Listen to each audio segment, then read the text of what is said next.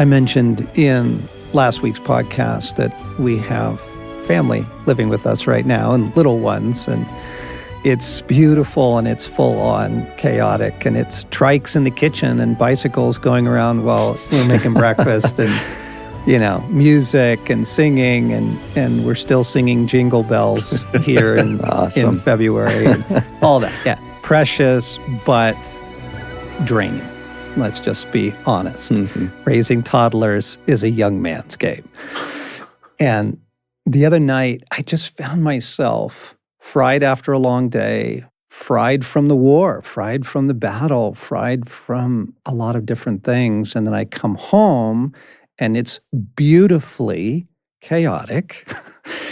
And so I go in my office and I'm like, what do I need? What do I need? What do I need? And I started watching, I paused on my computer, a nature show, focusing on Iguazu Falls down in South America. These gorgeous, gorgeous falls, and just watching nature in its glory and just beauty. I have my headphones on, so I'm not hearing the chaos in the house right now. I'm just taking in the beauty of nature. And it reminded me of a passage from Get Your Life Back where I describe going to Yellowstone and going to Yellowstone Falls, almost on a pilgrimage of soul care. And I've been to Yellowstone a ton of times because, we love it. We love the West and the Tetons and all that. But I had never been to the brink of the falls, and I found a trail that takes you down there. I'm standing on the precipice looking, it's just a little railing that you can look over. So there's nothing blocking your view. And you're watching this magnificent waterfall from the top, spilling down. And here's what I wrote. It's hard to describe the experience. The river is clear, smooth, translucent green, right as it slips over the brink. Looking down, it becomes a churning cataract of unceasing, foaming waves plunging into the abyss, like the breakers of ocean waves, but one on top of another, all spray and foam and deep hues, green in the depths at the top, turning lavender in the long plunge. Water is so life-giving, and the deluging cataract was not violent, but forceful in its plenitude.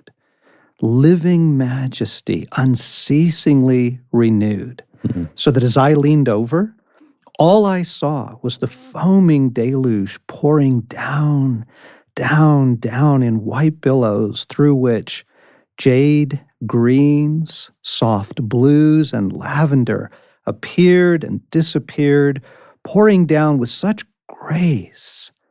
I practically went with it. I later told Stacy it looked like the glory of God. If it had been, I would have thrown myself in. Welcome back, friends, to the Wild at Heart podcast here in the second week in February, part 2 of a conversation with Alex and Alan on our team about getting our life back. Not just the book, but the practices here after a year that really pounded everyone's heart and soul. We are more weary than when I wrote all that, and more in need of things that are going to just help renew us this year. We've got to take the care of our souls really seriously right now. And most of us can't, get a sabbatical or quit our jobs or have someone else homeschool our kids or whatever the situation is. We're in it. We're in our immediate life right now. But there are things we can do. And what I wanted to pick up with this week was the power of beauty. Was that helpful in 2020? Where did that go? Did you stay with it? Did it disappear? How can we get it back? Oh man, John, for me it was huge.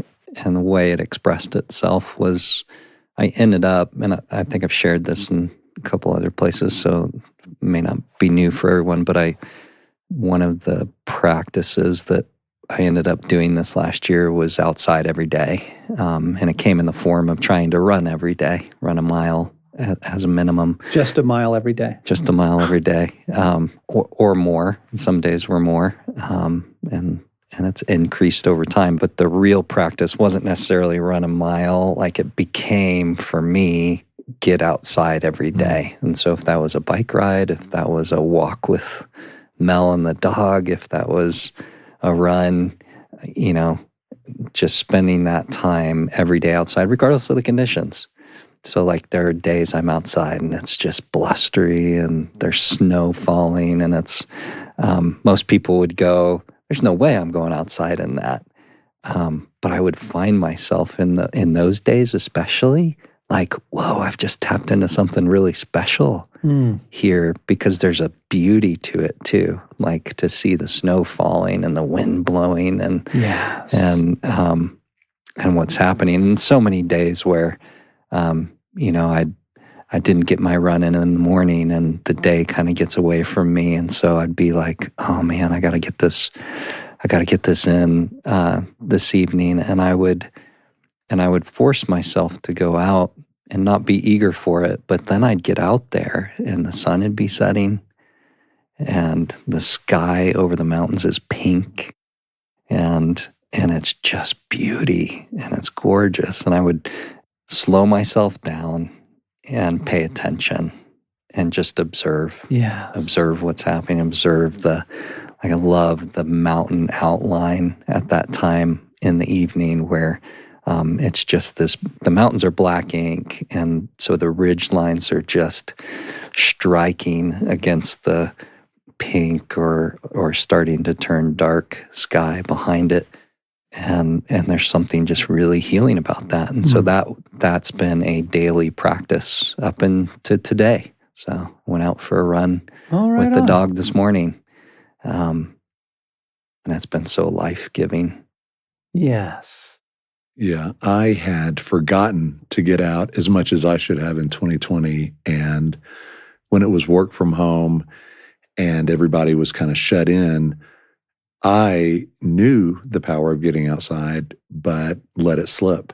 And so I would get up, go straight into the study, get on Zoom calls, emails, Zoom calls, phone calls, and was really productive at a time where I felt like I'm stuck at home, but I can be productive. But I let go of the kindness to my soul of being outside much. And so the first few months were pretty brutal, and I knew that had to change. And so I'm not a runner, but I even started the simple practice of we have a dog and we don't have a fence. Yeah.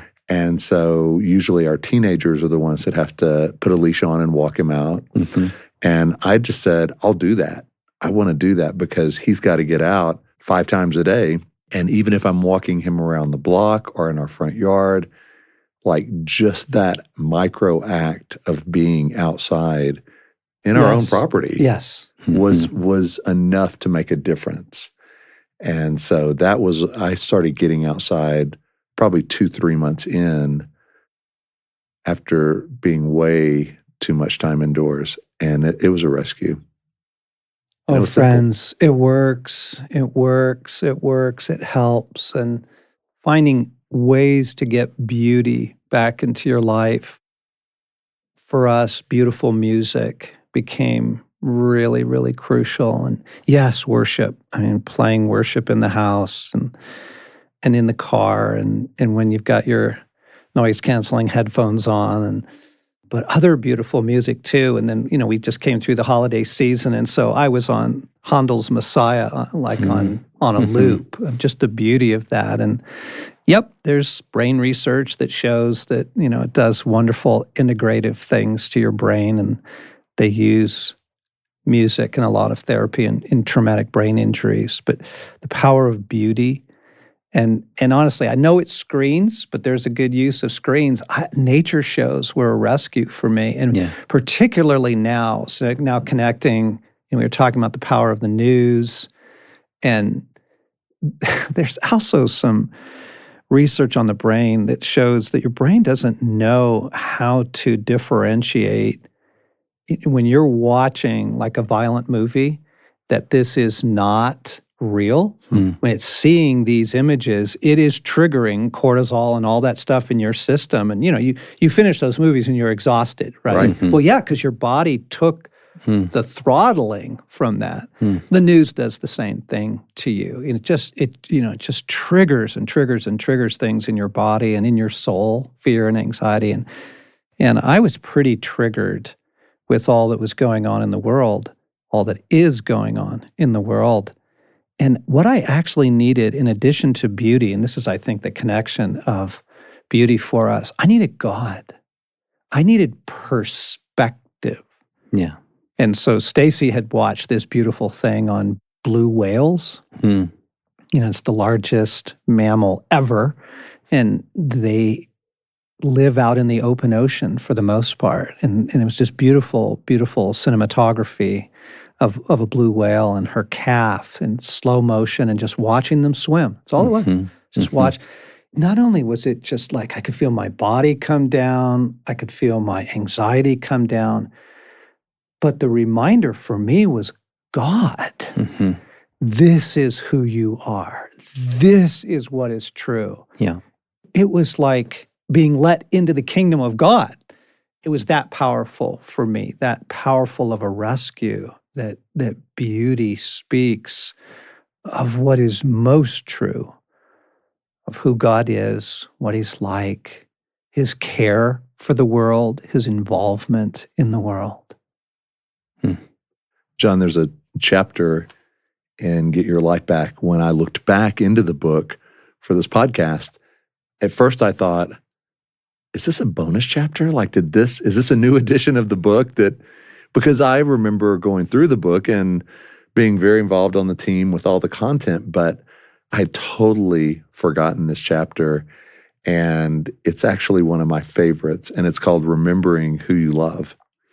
And that's not part of the, video series and the study guide. It didn't make one of those sessions.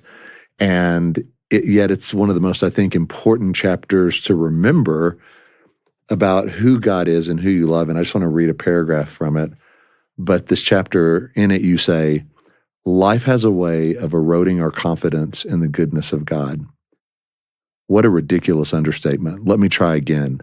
Life is a savage attack, striking at random, poisoning our heart's assurance that God is good, or at least good toward us.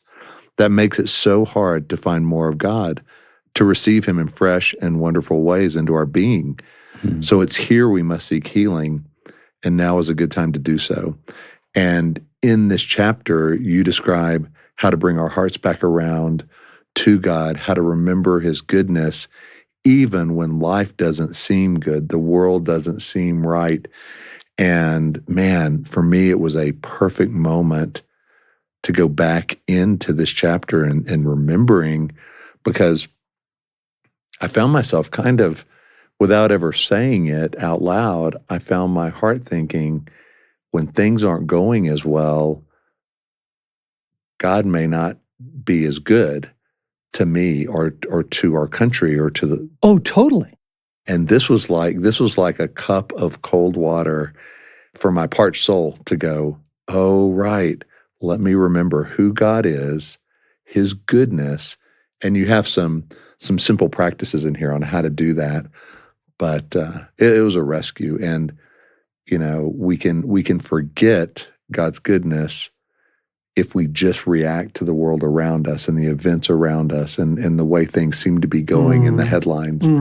So I just wanted to name that chapter. Oh, it's so good. And dear friends, the assault is not just from the world. We wrestle not against flesh and blood, Paul reminds us. And there are forces in the spiritual realm right now, like desolation, that are so difficult to live under, especially if you don't name them and pray about it. And to come back to the goodness of God is probably more critical now in this hour than ever in our lifetimes, just because of how heated, the world got super crazy and all the different pressures and the unique pressures that we're in. There's just that.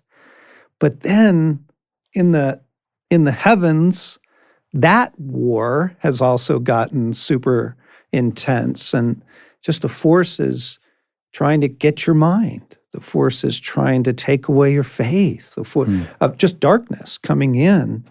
All the more reason to be strong in this hour, all the more reason to practice things that bring life, give life, that you can get 5 minutes here, 15 minutes there. I can get out for a walk. I can do that. Mm-hmm. And there's always a reason not to. And, for us in winter climes, it's now the reason is always, it's just, it's too cold. Too cold. But I'm trying to make that my daily. I got inspired on your daily. Yeah. Alex, Awesome. just do something daily, Yes. right? You actually called it streaking, which those of us from the 80s will remember in different ways, but you have your clothes on and so do I. Yep. But just, okay, I am going to do this no matter how cold it is, how little I feel like it. Mm-hmm. I am going to walk every day. I'm going to readopt these practices again. I think we all started out with, okay, here we go. We're going to live well, resolve to really take care of my soul, during these quarantines, not really knowing last March where all this was going to go. And then, man, just a slow war of attrition. Yeah. A lot of it fell to the side. Yeah. So what are you taking up again? What else? What is helpful in this hour that's accessible to our folks? So one of the things that's new, actually, for me in this new year, is returning to some basic practices of my life with God and with Mel, and one of the things 2020 made me very aware of is the need for upgrade in my life with God. And as I was looking at also Mel and I's life with God together, my wife, the realization was, man, we did not have a consistent time of praying together. And so just like I'm going to get outside every day, I was like, I really want to create a practice of praying with her every day. And I think what's held me back in the past, and this is what I think will be helpful to people, is I think I've always looked at it as, well, then I've got to do the full prayer, right? That I've got to make it, long, and I've got to address all these different things, and maybe we need to do the daily prayer in its fullness every day, and that's where I got stuck and stymied, and so for once I went, what if we just made it simple? And we said, some days, we might pray that long, and some days it's going to be short, but we're just going to do it. And so for, I don't know how many days we've been going now, but since January 1st, it's been consistent every day. And it's now born out of need. And I think that's made some difference too, where it's like, I actually need this. Yes. And it is strengthening both of us, not only just our relationship with one another, but our relationship to God is being strengthened by a simple daily practice. And some days, truly, it is short. And there's a kindness in that to go, that's okay. Yes. But it's having a cumulative effect. And I think that's important to recognize, is to go, if you can create these micro practices that have a cumulative effect, Bingo. They have a big effect. Bingo. Yeah, this is all about the cumulative effect. It's not about one killer session. Yeah. One moment of beauty, one moment of detachment, Yes. one moment of stillness. Yeah. Like, oh, no. These are simple habits that over time build a genuine strength back into our souls. They work. It works. And it is the cumulative effect. So you do, to be kind to yourself, friends, pick things that are sustainable. Yes. I know. I've got several friends who they're on the, I'm going to read through the Bible in a year, finally this year, Yes. including my dear wife. And I think she's already off the program. And some people can sustain that, and Yeah. it's going to be wonderful and rich, but don't set yourself up for something that just ends up being discouraging. Yes. I'm going to really apply myself to, 20 minutes of prayer every morning, or I'm going to make sure that I Yes. read at least, right? Kindness, gentleness, simple things, and let the need drive us, right? I mean, we are in need. Yes. I need more than a month of total nothing right now in a beautiful place. That's what I need. Mm-hmm. I'm not going to get that. So my need is still there. Let my need drive me in the cumulative effect. Just keep at it, keep at it, keep at it. John, in the book, you offer a really simple practice. And you say, as you go through a normal day, just practice saying, I love you to God. Not once, but you say, repeat it in your heart over and over again. I love you, either out loud or, in your inner life.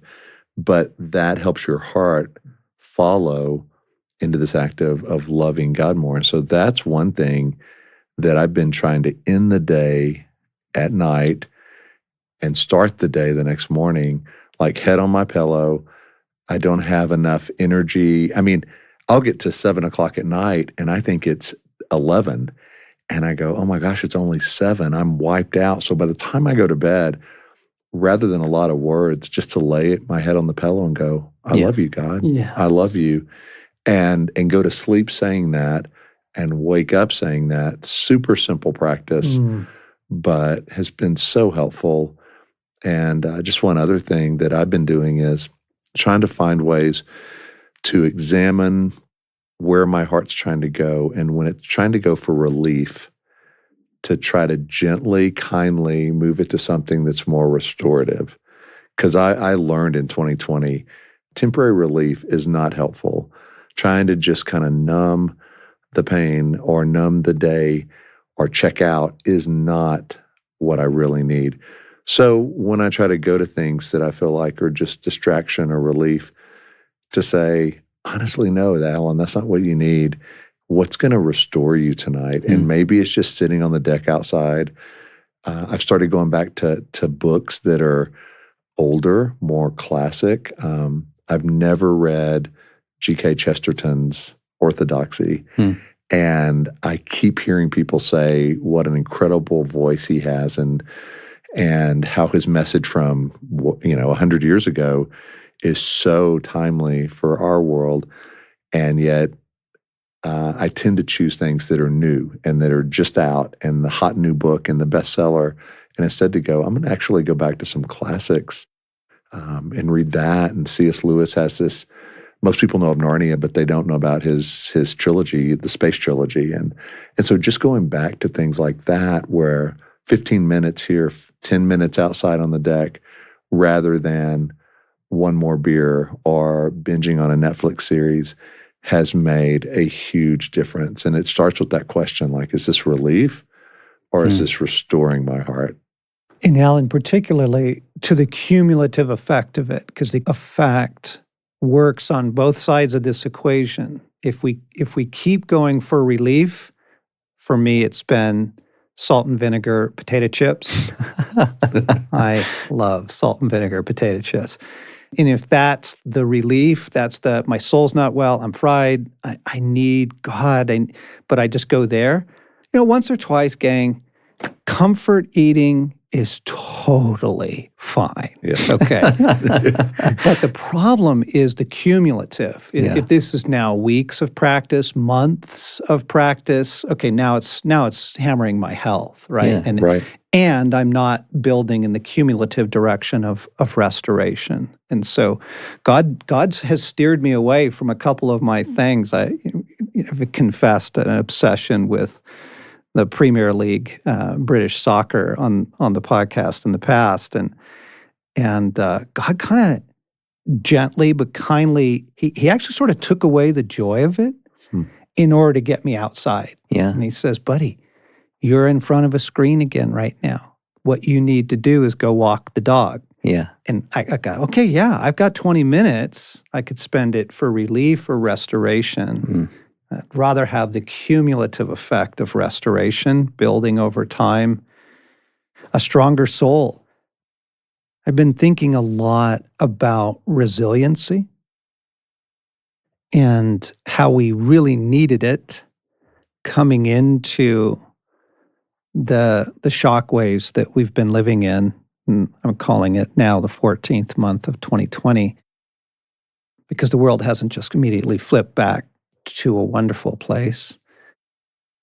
Resiliency is what we needed. Most of us did not come into this with a great deal of resiliency because the comfort culture had softened us, and because the crazy culture, the technology, the pace, the madness, what we consider to be just a normal day in people's lives is absolute madness on your humanity. And so now, Lord, what do we need for resiliency? Because we didn't come into this tough season with it or with enough of it, and then we got severely depleted. And Stace and I are using that phrase. There is a severe level of depletion. How do we restore, renew, find God, and recover resiliency? Feels like, and just as a counselor looking at humanity, it feels like the number one question. Feels like that's the bullseye for all other things. Your marriage, your hopes and dreams, your parenting, your, facing the crises that you're probably facing. All those other things center in a deeper level of wellness and a deeper level of resiliency. And so back to, for example, the mental strength pause that we added to the Pause app. Like, okay, I need to get my mind back. I need to spend time there. And I want to cumulatively, over time, build resiliency in my mind. I need more resiliency in my mind at this point. Yeah, John, what you were saying earlier of the need will tell you. You just pay attention to yourself and where you're at, what you're experiencing, and the need will tell you and will inform you to drive toward that. Mel and I could just feel, as we've been dealing with the last year and everything going on, a disconnection in our relationship. And that's partly what has driven me toward seeking out, we need to find God together each day in some simple way that connects us and connects us to Him. And so making that shift to begin to do that is really having a pretty profound impact on us actually feeling connected to each other. And the way it's playing out is what I've realized is there are days where we're not great. We're not super connected with each other, but just that simple, man, I know what I need. I know what we need. And so though I don't feel like praying with her right now, and this one's going to be short, it just has this effect of reconnecting us. And somehow it allows, it's not a shortcut, but it is a workaround to not letting things spin out and get worse. And it recenters us, and it provides a resiliency, as you're talking about. We'll get your life back. What I love is, and you're naming, Alex, is there's simple everyday practices there. Yeah. These are not, you don't need to spend 5 years trying to master some technique, some Jedi high-level technique. They're everyday things you can do. And so, yeah, I think a big help is pick one or two and just get started. Just try it. It may just be saying, I love you, God, more each day. It may be getting outside a little more. But if in this world, this crazy world, if we are not proactive and are simply reactive, we're toast.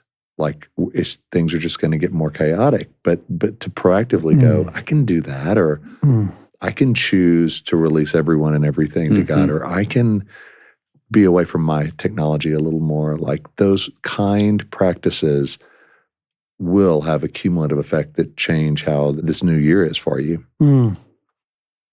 Let me come back in closing here. We are trying to care for our besieged souls and get some life back, get some joy back, get some hope back, get some clarity back. And you do that in very small ways. You do that in very small steps. But also, Christ offers something. So in last week's podcast, I was talking about Jesus' advice, his counsel to us who are living at the end of the age. And he says, be on your guard, Luke 21, beginning in verse 34, be on your guard so that your hearts will not be weighed down. So there's an alertness there of, is my heart weighed down? And one of the things he names specifically is the worries of life. Oh, Lord, okay, thank you. But then he says this, he says, pray that you will have strength to escape the madness. And that grabbed me. I'm like, ooh, I can do that. I can ask for strength to escape the madness. And so I began to do a little bit of study on that. And that word strength is only used twice in the New Testament, both times by Jesus. The other time he uses it is in the famous passage where he's describing building his church, and he says, and the gates of hell will not prevail against it. Prevail.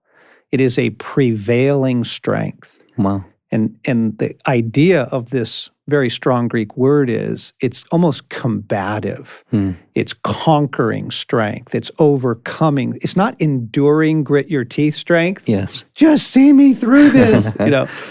It is a prevailing strength. It literally means to be stronger than the opponent. Yeah. And so we're asking God in this hour, I need that. I need your strength in me, a prevailing strength that allows me to escape the madness. And I don't think that's like an immediate, you're bodily lifted into heaven. He's saying you are in the crazy. Yeah. And the crazy is really rough. This is all what Matthew 24 and Luke 21 are about. He's like, these are hard times. Be alert. Don't get your heart weighed down, and ask me for the strength that allows you to prevail against it and escape its effects on you.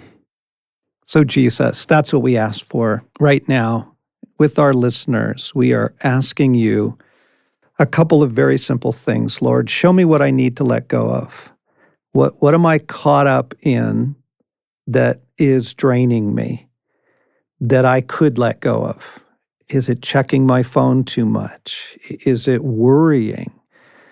Is it binging on potato chips to Netflix? What am I doing right now that is actually not strengthening my soul, but adding to the weariness? And Jesus, what are a couple of things I could do? What are you pointing me towards that I could begin to do to rebuild resiliency? And then beneath all this, our urgent prayer is we are asking for that prevailing strength that allows us to escape the effects, the draining effects of a world like the one we're living in right now. We ask you for that. It's a supernatural strength. It's a God-given strength. Would you impart to me, Jesus, your strength in this hour, your hope, your joy, your love, and the strength that prevails.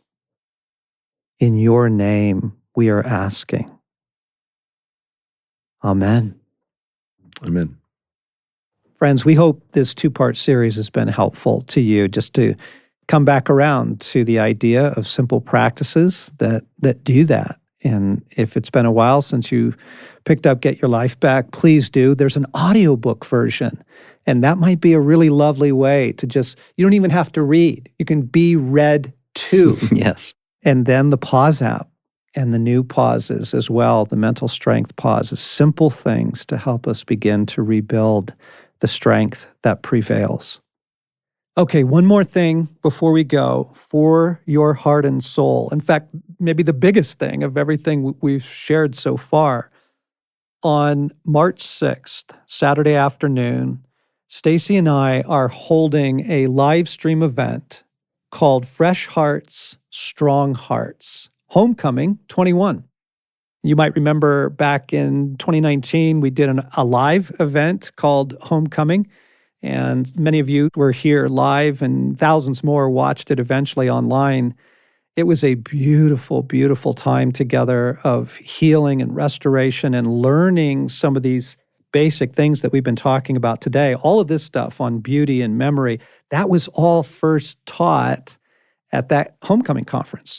Anyhow, we have new things for you. Stacy and I have really had to press in the last year and learn deeper ways of connecting with Jesus, deeper wells of refreshing and beautiful experiences, encounters in the kingdom of God to refresh our hearts. And we want to share it with you. So it's a 90-minute event on March 6th, 1 p.m., and that allows friends in Europe and the British Isles and different places in the globe to get in the evening, and that allows friends way out east in Australia to actually get in the very early morning, and us here in the Americas to tune in sometime during the day.